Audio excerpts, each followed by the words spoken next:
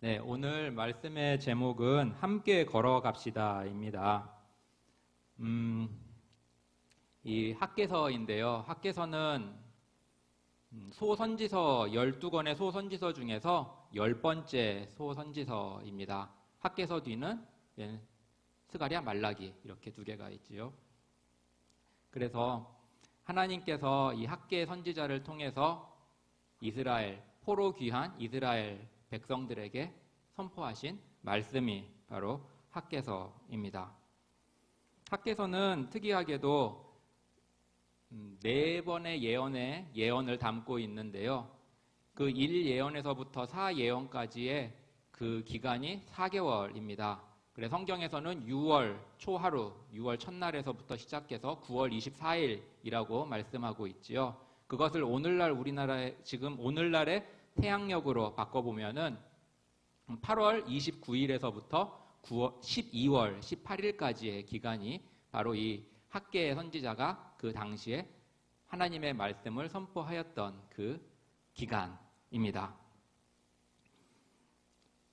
학개 선지자가 이 하나님의 말씀을 선포하였을 때의 상황은 이 성전 재건이 16년 동안 지체되었던 시기였어요. 고레스 왕의 칙령으로부터 해서 스룹바벨을 위시로 해서 약 4만 명의 이스라엘 백성들이 고국 땅인 예루살렘으로 돌아오고요. 그리고 바로 성전 공사를 착수합니다. 그러나 그것이 방해로 인해서 중단되고요.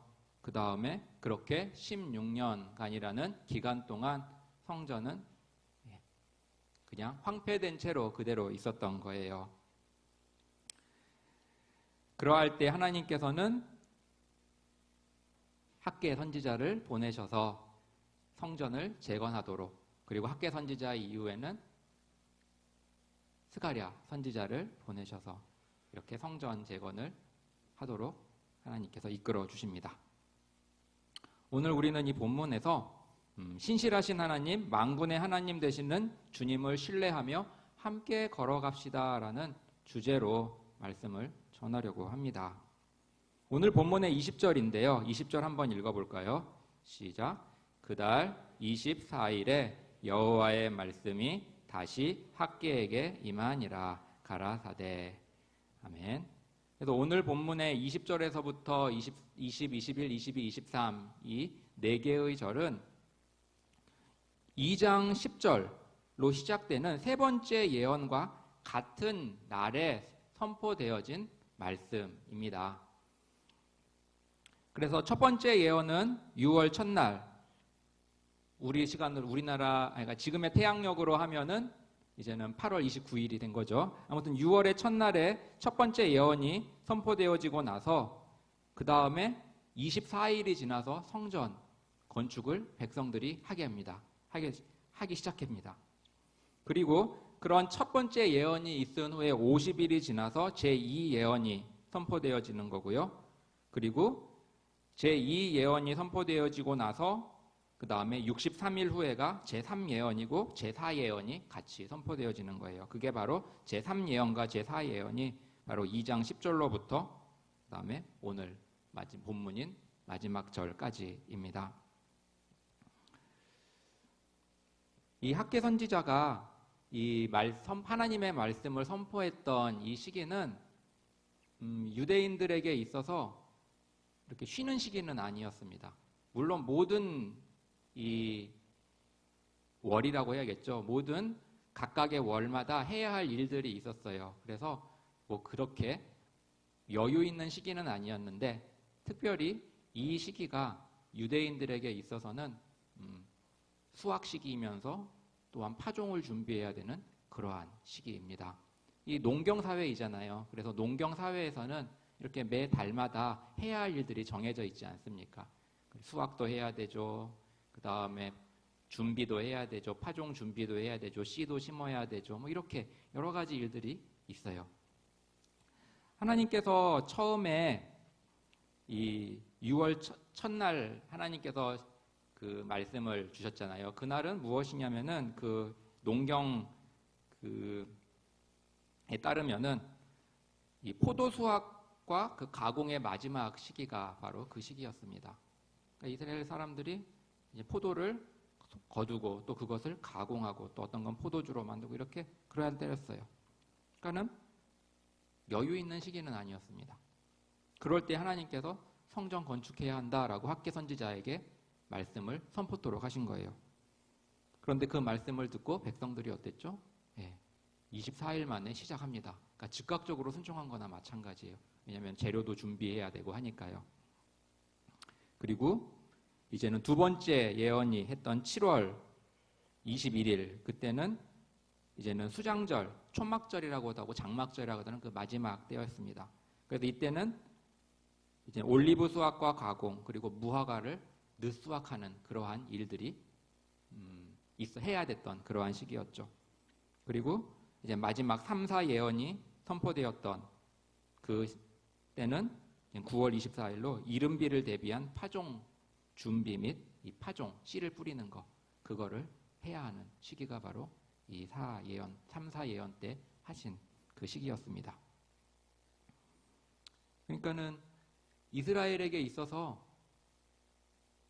농사하고 그들이 먹고 살아야 하는 그러한 일들을 하기에 굉장히 바쁜 시기 동안에 하나님께서 성전 건축을 하라고 말씀하신 것입니다. 그리고 그 말씀에 순종하여 이스라엘 백성들이 했다는 거예요.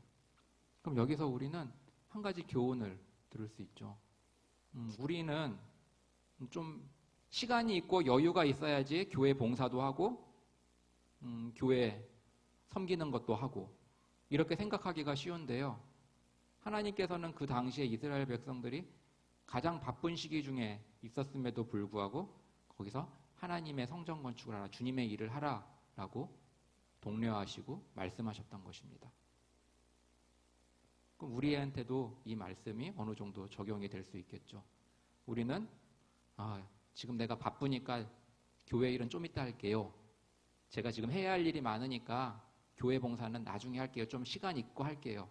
그렇게 말하는 것이 하나님 보시기에는 변명이 될 수 있는 거예요. 가당치 않은 변명 같은 것이죠. 근데 하나님께서는 그 이스라엘 백성들이 하나님의 말씀에 순종하였을 때 하나님께서 뭐라고 하시냐면 복을 주시겠다라고 하셨어요.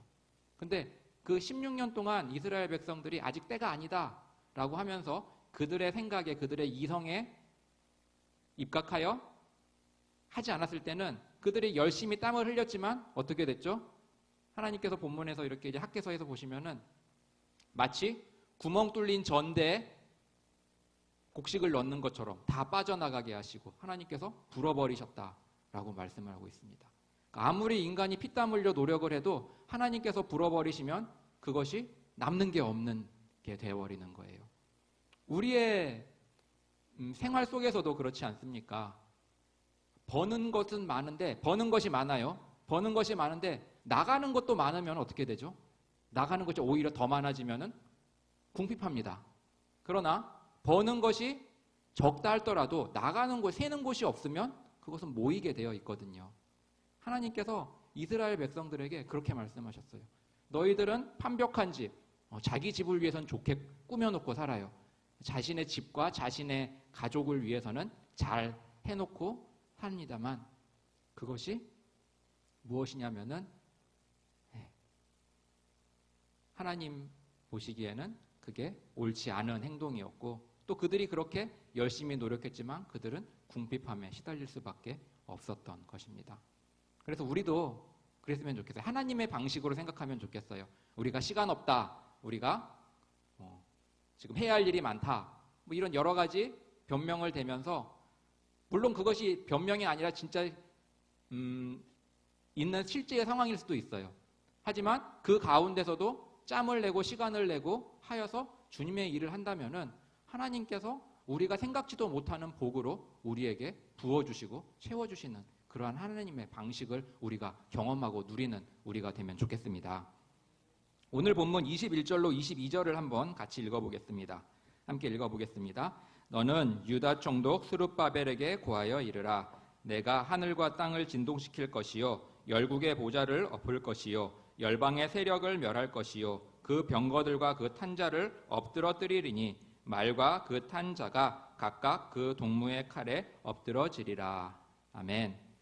오늘 본문인 20절로부터 23절은 한 단락으로 이렇게 끊어집니다. 그래서 이 어느 정도 이 관주 성경이라고 할까요? 그런 책을 가지고 계신 성경에는 소제목이 이렇게 붙어 있을 거예요. 스룹바벨에 대한 약속입니다. 성경에 뭐 그렇게 쓰여 있는 분도 계실 겁니다. 그래서 이 본문은 스룹바벨에 대한 하나님의 약속을 말씀하고 있어요. 뉴욕에 가면은 구겐하임 미술관이라는 미술관이 있습니다. 이 미술관은 굉장히 유명한데 뭘로 유명하냐면 현대 미술로 유명해요. 그래서 현대 미술의 흐름이라든지 아니면 유명한 사람의 작품을 보고 싶으면은 이 구겐하임 미술관으로 가시면은 볼 수 있습니다. 그런데 이 구겐하임 미술관에 전시된 작품 하나를 제가 잠시 보여드리고 싶어요. 하나 보여주세요. 네, 이게 바로 작품입니다. 여러분, 벽에다가 테이프로 바나나 붙인 거예요. 그리고 이 바나나와 이 테이프가 무슨 특별하냐 그런 것도 아닙니다. 이 테이프는 그냥 일반적인 그 철물점에서 살 수 있는 테이프고, 바나나 역시 뭐 저기에 까맣게 점이 있어야 되는 바나나 그런 것도 아니에요. 그냥 아무 바나나나 갖다 붙여서 테이프로 붙인 겁니다.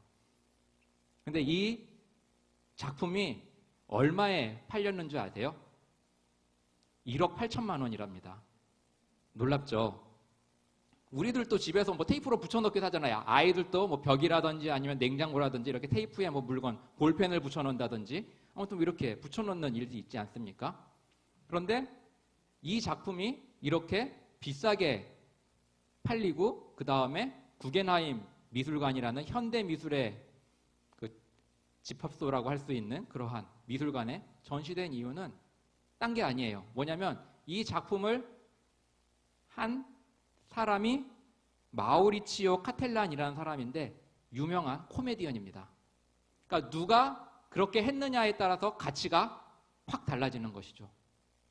만일 제가 벽에다가 바나나나 사과 붙이면은 1억 8천에 누가 사갈까요? 네, 그리고 사실 저 바나나는 또 썩기 때문에 그냥 사람들이 그 바나나가 귀한 게 아니에요. 그냥 어떤 그 사람이 와서 그 바나나 먹어버렸습니다. 그리고 다른 바나나 붙여놨어요. 그러니까 뭐가 가치가 있는 거냐면 그 아이디어가 가치라는 거거든요. 근데 제 말은 말씀은 뭐냐면은 누가 했느냐에 따라서 가치가 달라지는 거예요. 마찬가지입니다. 오늘 이 본문의 소제목이 스룹바벨에 대한 약속인데 그 약속을 한 주체가 누구시죠? 일반 사람이 아니라 하나님 만군의 여호와께서 약속하셨다라는 거예요. 일전에 신문에 보니까 이런 기사가 떴어요. 20년 지기 아주 친한 사람, 두 사람이 있겠죠. 친한 사람이었는데 20년 지기인데 이제는 급해서 10억을 빌려달라고 해서 10억을 빌려줬다고 합니다. 그런데 못 갚았대요. 약속을 못 지킨 거죠. 20년 지기라도 아무리 친한 사람이라도 꼭 갚을게 하고 했다 할지라도 그것을 못 지킬 수 있는 게 사람입니다. 특히 돈은 또 더 그런 것 같아요. 왜냐하면 본인은 지키고 싶지만 돈이 안 모일 수 있거나 아니면 그런 상황이 안 될 수가 있거든요.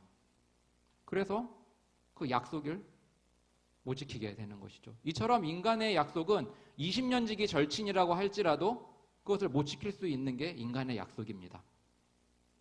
그런데 오늘 이 스룹바벨에게 하신 이 약속은 누가 하신 약속이냐면 하나님이 하신 약속이에요. 그렇기 때문에 그 약속은 반드시 지켜지는 약속이라는 것입니다. 우리의 문제는 뭐냐면은 우리가 살아의 생전에 내가 두 눈을 뜨고 있는 동안 이루어져야지 그게 하나님의 약속이 이루어졌다고 생각을 해요. 우리의 기도도 마찬가지입니다. 우리가 기도할 때 하나님의 응답은 내가 살아있을 동안에 이루어져야지 하나님께서 기도에 응답하신 거고 아니면은 하나님께서 응답 안 하신 게 되는 거예요. 이게 우리의 대부분이 하는 그러한 잘못이기도 하고 실수이기도 합니다. 그런데 성경에 보면은 하나님의 약속은 그 사람이 살아있을 때 동안 이루어지지 않은 것들이 굉장히 많아요. 예를 들어서 첫 번째 약속인 여자의 후손으로 하여금 뱀의 머리를 상하게 할 것이다. 이거 아담과 하와에게 해주신 약속이었잖아요. 성경에 나온 아마 첫 번째 약속이기도 할 것입니다. 그런데 그 약속은 아담과 하와가 살아생전에 있었었나요? 아니었죠. 그 약속의 성취는 한참 후였죠. 또 아브라함에게 하신 약속도 그렇습니다. 아브라함에게 내가 내 씨로 하여금 하늘의 별과 바다의 모래와 같이 많게 하겠고 또 나라를 주겠다. 이런 약속. 그러나 아브라함의 살아 생전 동안 그 자녀들이 하늘의 별과 모래와 같이 많았었나요? 아니었죠. 그것은 아브라함 때도 이루어지지 않았고 그 아들 이삭의 때도 이루어지지 않았고 이삭의 아들 야곱의 때도 이루어지지 않았던 것입니다. 그러나 언제 이루어졌죠? 네, 출애굽 이스라엘 백성들을 거쳐서 오늘날 수많은 영적인 아브라함의 자손들이 있지 않습니까? 하나님의 약속은 이처럼 시대를 아우르는 그러한 응답으로 하시는 거예요. 또 에스겔서에 보면은 에스겔서에서 하나님께서 약속을 이렇게 하십니다. 내가 한 목자를 그들 위에 세워 먹이게 하리니 그는 내 종 다윗이라 그가 그들을 먹이고 그들의 목자가 될지라 라고 하나님께서 에스겔에게 말씀하셨어요. 그런데 에스겔은 다윗 이전의 사람일까요? 다윗 이후의 사람일까요? 에스겔은 다윗 한참 이후의 포로기 시대의 사람입니다. 그런데 하나님께서 그는 내 종 다윗이라 그가 그들을 먹이고 그들이 목자가 될지라 라고 말씀하셨어요. 이미 죽은 다윗인데 다윗을 다시 불러내는 일인가요? 아니죠. 예수 그리스도를 표상하는 예표였습니다. 이건 역시도 에스겔 시대에 이루어진 것이 아니라 에스겔이 세상을 떠나고 한참 뒤에서야 예수 그리스도를 통하여 이루어진 하나님의 약속이었습니다. 예레미야 선지자, 이사야 선지자는 이 남유다의 범죄로 인해서 하나님께서 이 남유다를 멸하실 것이다. 그러나 하나님께서 70년 후에 회복시키실 것인데 그때는 하나님께서 이전 영광보다 더 큰 영광으로 하나님께서 이루어 주실 것이고 복을 내려 주실 것이다 라고 이미 예언을 하셨어요. 그 예언을 이 포로기 유다 사람들은 들었고 알고 있었을 것입니다. 그런데 막상 와보니까는 어때요? 영광은커녕 고생만 엄청나게 하고 있는 것 아니겠습니까? 환경을 보니까 그닥 나아진 것 같지 않아요. 환경을 보니까 오히려 사마리아 사람들의 핍박과 주변에 있는 위협이 훨씬 더 많았으면 많았지 하나님이 뭐 이전 영광보다 더 큰 영광으로 주시겠다는 그 영광 그리고 큰 축복 이런 것은 어디에도 없었습니다. 그러면 이것도 하나님의 역사, 하나님의 약속이 이루어지지 않은 걸까요? 아니었죠. 하나님께서는 약속에 신실하신 분으로 하나님께서 그 이스라엘 포로기에서 돌아온 이스라엘 백성들을 통하여 하나님께서 만들어 나가시는, 이루어 가시는 복이었던 것이다. 오늘 본문에 나오는 이 스룹바벨의 약속 또한 마찬가지입니다. 하나님께서 오늘 우리가 읽었듯이 열국의 보좌를 엎을 것이요 열방의 세계를 멸할 것이요 그 병거들과 탄자를 엎드러뜨리고 말과 그 탄자가 각각 동무의 칼에 엎드러지라. 이것은 스룹바벨의 시대에 이루어진 사건이라기보다는 하나의 예표적인 약속이었습니다. 스룹바벨 시대에 스룹바벨이 유다의 통독으로 있는 동안 주변 나라들이 막 싸움을 했다거나 아니면은 왕권이 바뀌었거나 쿠데타라든지 아니면 서로의 전쟁을 통해서 이런 것들은 거의 없었어요. 이것은 무엇이냐면 하나님께서 이루어 가실 이 세계 역사에 대한 약속이었던 것입니다. 그리고 예수 그리스도를 예표하는 약속이었던 것이었어요. 인류 역사에서 볼 때 하나님께서 인류 역사 속에서 대제국들을 멸망시키시고 그리고 나라들을 세우신 일들은 수없이 많습니다. 애굽 대제국이 몰락하는 것, 그 다음에 아수르, 바벨론, 페르시아, 그리스, 로마 이러한 대제국들이 어떻게 되었죠?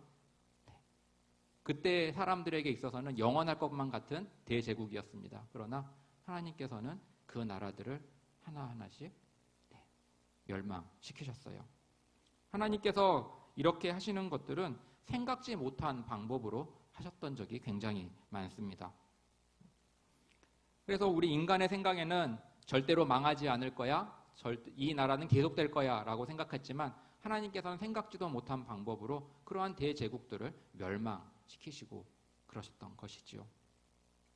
또 그렇습니다. 이 사사기에 보면은 이 드보라와 바락이 나오는데요. 그때 그 이스라엘 백성들을 괴롭혔던 것은 가나안 왕 하솔 왕 야빈이었습니다. 그에게는 시스라라는 군대 장관이 있었고 900승의 철 병거가 있었다고 해요. 이 병거는 언제 사용되는 무기이죠? 전쟁 때 사용되는 무기인데요. 병거는 오늘날로 말하면은 탱크, 전차 같은 굉장히 강력한 무기입니다. 근데 그것이 900대래요. 그러면은 이 병거가 있는 군대가 이길까요? 아니면 없는 군대가 이길까요? 딱 봐도 미사일이나 탱크가 있는 부대가 보병만 있는 부대보다 더 강력하고 싸움에 이길 것은 거의 명확합니다. 그런데 하나님께서는 어떻게 이스라엘로 하여금 이 시스라가 이끄는 900승의 병거를 대파하게 만드세요. 그래서 승전을 주십니다. 이건 역시도 하나님께서 하나님의 특별한 방법으로 이루신 전쟁이었습니다.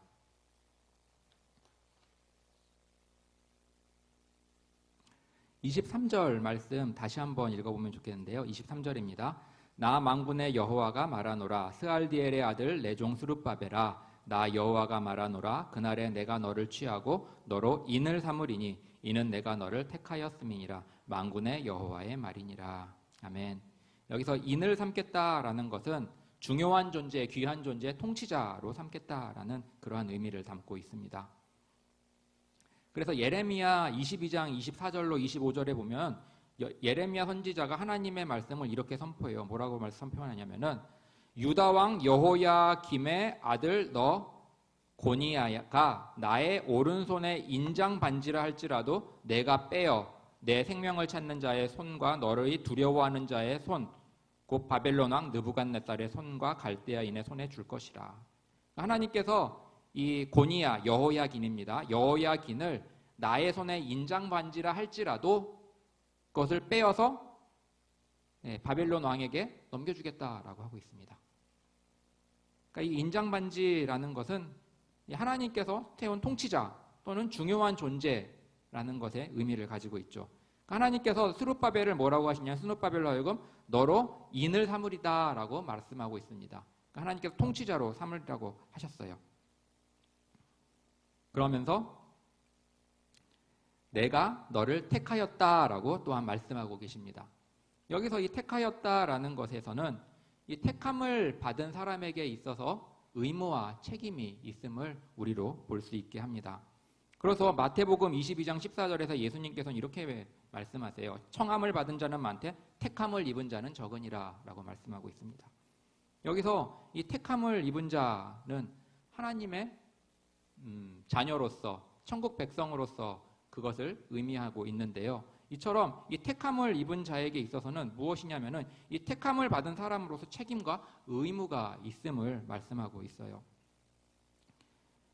성경에 보면은 하나님께서 복을 약속하시는데 조건적일 때가 굉장히 많이 있습니다. 대표적인 게 신명기 28장입니다. 네가 나의 말씀에 너희가 나의 계명에 순종하면 나가도 복을 받고 들어가도 복을 받고 떡장구질과 복을 받고 막 이렇게 엄청난 말씀을 복을 약속하시잖아요. 그러나 너희가 불순종하면 그래서 나가도 저주 들어와도 저주 이렇게 조건적으로 하나님께서 말씀하신 게 있습니다. 그런데 이것을 누구에게 하냐면은 택함을 받은 이스라엘 백성에게 말씀을 하고 계시는 거예요. 그러니까 이스라엘 백성은 택함을 받았지만 무엇을 가지고 있어야 되는 거죠? 책임과 의무가 따르는 그러한 것을 이스라엘 백성들이 가지고 있다라는 것입니다. 그래서 이것은 이 교회도 마찬가지라고 생각합니다. 스테반 집사님은 그의 순교전 마지막 설교에서 이스라엘이 출애굽 광야에 있을 때 그것을 일컬어 광야 교회라고 일컬었어요. 그래서 하나님이 택한 백성들의 공동체, 우리 광야 교회라고 했습니다.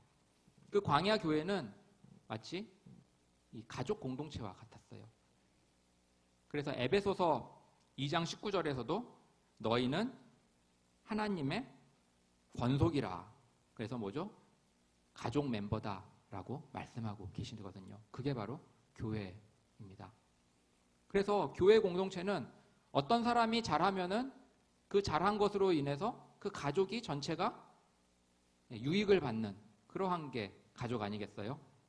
뭐 예를 들어서 부모님이 있고 자녀가 있는데 부모님이 열심히 일하셔서 이렇게 얻은 수입으로 자녀들도 같이 무엇을 하죠? 그것을 좋은 것을 누리는 것, 그런 것 같지 않습니까? 자녀들은 일 안 하잖아요. 부모님이 하지만 가족이라는 것 때문에 부모님으로 인해서 자녀들도 그러한 유익을 누리는 거고. 그리고 또 누구 가족 중에 누가 잘못을 하면은 가족 전체가 또 힘들게 마련 아닙니까? 누가 아프다거나 심하게 아프다거나 아니면 누가 너무나 큰 범죄를 해서 하면은 굉장히 가족 전체가 힘드는 그러한 가족 공동체. 근데 마찬가지로 이스라엘도 가족 공동체 같은 그러한 공동체였던 거예요. 예를 들어서 이런 것이 대표적이겠죠. 여리고성을 잘 무너뜨리고 나서 한 사람이 범죄하게 됩니다. 누구죠? 아간이라는 사람이었죠. 이 아간이 범죄함으로 말미암아 어떻게 됐죠? 무고한 몇 명이 희생됐어요. 그 아이성의 전투에서. 그렇게 어떤 사람의 잘못으로 인해서 그 공동체가 어떤 사람은 심하게 피해를 입거나 이런 것 아니겠습니까? 교회도 마찬가지입니다. 혼자가 아니라 함께 세워져 가고 함께 가는 공동체가 바로 교회입니다. 그래서 교회는 어떤 신실하고 또 뭐 좋은 선한 일로 하여금 또한 어떤 일을 잘함으로 말미암아 교회 정체가 유익을 얻기도 하고 또 어떤 지체가 심하게 안 좋게 됨으로 교회 전체가 욕을 먹게 되거나 아니면 나쁘게 갈 수도 있는 그러한 것이 바로 교회 공동체라는 거예요. 말씀을 정리하겠습니다. 오늘 학계 본문인데요. 이 학계 이 원어상 이름은 하가이입니다. 근데 이 하가이라는 이 이름의 뜻은 나의 절기, 나의 축제라는 거예요. 그래서 이 절기, 이스라엘에게 있어서 절기, 축제는 하나님과 밀접하게 연관되어 있습니다. 그래서 이스라엘 역사 속에서 끊임없이 간섭하시며 공급하시는 하나님을 의식하도록 그 절기와 축제가 제정되어 있는 거예요. 그래서 그 절기를 통해서 그 축제를 통해서 하나님께서 우리 민족을 함께 하시고 복 주시고 인도하시는구나. 그렇게 하나님을 의식하도록 만드는 것입니다. 그리고 이러한 축제와 절기는 이스라엘 백성으로 하여금 생활의 모든 영역에서 하나님의 주권 아래 있음을 감사하고 하나님을 섬기는 자세로 살아야 한다는 것을 늘 상기시켜 주는 게 바로 이 절기 축제였어요. 근데 이 학계의 이름의 그 뜻이 나의 절기, 나의 축제였습니다. 이스라엘로 하여금 하나님을 의식하며 살라고 하나님께서 공급하시고 하나님께서 인도하심을 자각하며 느끼며 감사하며 살라란 그러한 또한 그 메시지 이면에 담긴 학계의 이름 안에 그 있는 것입니다. 이 걸어서 세계 여행이라는 그런 텔레비 프로가 있는데요. 거기서 이 대만 편에 나온 건데 대만의 유명한 식물원 중에 하나에서 한 이 식물학자 같아요. 그 사람이 이렇게 말을 하는 걸 볼 수 있습니다. 사람들은 이 식물원에 와서 꽃이 활짝 피었을 때, 그 활짝 피었을 때를 사진으로 담으려고 많이들 한다. 그런데 꽃은 피었을 때만 아름다운 것이 아닙니다. 피고 지는 과정이 아름다운 것입니다. 라는 말을 한 거예요. 그게 참 인상적이었어요. 마찬가지로 저희도 마찬가지로 꽃은 피었을 때가 가장 예쁘다고 생각하고 그냥 피었을 때가 제일 예쁘다고 우리는 생각합니다. 그런데 그 분은 말하기를 꽃은 피었을 때만 아름다운 것이 아니라 피고 지는 과정이 아름다운 거예요. 라고 말씀하는 거예요. 이것을 우리에게 대입해 보면 좋겠습니다. 하나님의 자녀로 있다면 이 하나님의 자녀로 살아가는 모든 과정이 복된 것입니다. 반면에 하나님의 자녀로 살고 있지 않다면 그 모든 과정이 부와 명예를 누리고 있다 할지라도 그것은 저주인 거예요. 주를 위한 모든 삶, 주를 위한 헌신, 주를 위한 고난, 힘듦, 피곤함, 낙담, 실망, 이 모든 것 하나님과 관련된 하나님의 자녀로서 살아가는 그 모든 것, 주의 일을 하는 모든 것이 복입니다. 그래서 히브리서 11장에는 모세를 가르쳐 이렇게 말하고 있습니다. 믿음으로 모세는 바로의 공주의 아들이라 칭함을 거절하고 도리어 하나님의 백성과 함께 고난받기를 잠시 죄악의 낙을 누리는 것보다 더 좋아하고. 믿음이란 이런 거라는 거예요. 믿음이란 하나님의 백성으로서 함께 하나님의 백성과 함께 고난받는 것이 그것이 더 좋은 것임을 아는 것입니다. 그리고 그것을 택하는 거예요. 스룹바벨 역시도 이 학계를 통해서 이 약속이 주어졌을 당시에 스룹바벨이 자신의 총독궁에 머물어서 즐겁고 여유로운 시간 보낸 거 아니었습니다. 스룹바벨의 상황도 안 좋았어요. 그 역시도 몸이 피곤하고 육신적으로 피곤하고 정신적으로도 여러 가지 신경 쓸 일이 많아서 힘들었습니다. 그리고 여러 사마리아의 방해도 있어서 너무나 힘들었어요. 그런데 하나님께서 그 스룹바벨에게 복을 약속하신 거고요. 그리고 스룹바벨이 그 상황에 있을 때 이것들이 좀 지나가면 주의 일 해야겠다 이러지도 않았습니다. 그러한 모든 상황이 악조건 속에서도 좋지 않았을 때도 스룹바벨은 하나님의 말씀에 순종하여 성전 재개를 묵묵히 해 나갔던 인물이었습니다. 오늘 주제는 약속에 신실하신 하나님, 만군의 하나님 되신 주님을 신뢰하며 함께 걸어가자였어요. 이 평생 역사를 연구해서 얻은 교훈으로 이 찰스 비어드라는 역사학자는 다음과 같이 말했습니다. 첫째, 하나님은 멸망시킬 자에게 권력을 줘 날뛰게 한다. 하나님께서는 이 멸망시킬 자에게 권력을 줘서 더 날뛰게 한다는 거예요. 둘째, 심판의 맷돌은 더디게 돌지만 아주 작은 것까지 갈아낸다. 그렇죠. 어쩔 때 보면은 하나님께서 심판하지 않는 것처럼 보여요. 하나님의 심판은 없는 것처럼 보이고 더디 있는 것처럼 보일 때가 있습니다. 그러나 하나님의 심판은 천천히 갈지만, 심판의 맷돌은 천천히 갈지만 아주 작은 것까지도 갈아내버린다라고 말씀하세요. 그리고 세 번째, 어둠이 짙어야 별을 볼 수 있다. 그렇죠. 어둠이 짙어야 밤하늘에 별을 볼 수 있는 것입니다. 오늘 말씀의 제목은 함께 걸어갑시다 있습니다. 느림의 미학이라는 게 있어요. 느림의 미학. 뭐냐면은 자동차로 갈 경우에는 빨리 목적지에 도달할지 모르겠지만 그 주변의 것을 잘 보지 못합니다. 놓치는 게 너무 많아요. 우리 계시는 분들 뭐 공원이라든지 아니면 뭐 산책하실 때 또 뛰어가는 것과 걷는 것과 차이가 많이 있지 않습니까?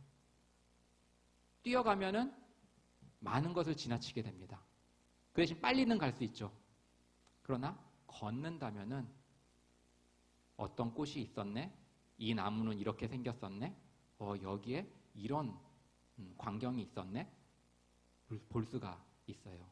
이것이 바로 느림의 미학입니다. 느리더라도 비록 우리가 빨리 가면 목적지에 빨리 갔을 수 있을지 모르겠지만 놓치는 것이 너무 많아요. 느리더라도 주님께서 우리 교회와 함께 하시며 그 뜻을 이루어 가시는 모든 과정을 바라보며 나아가는 그러한 우리들이 되면 좋겠습니다.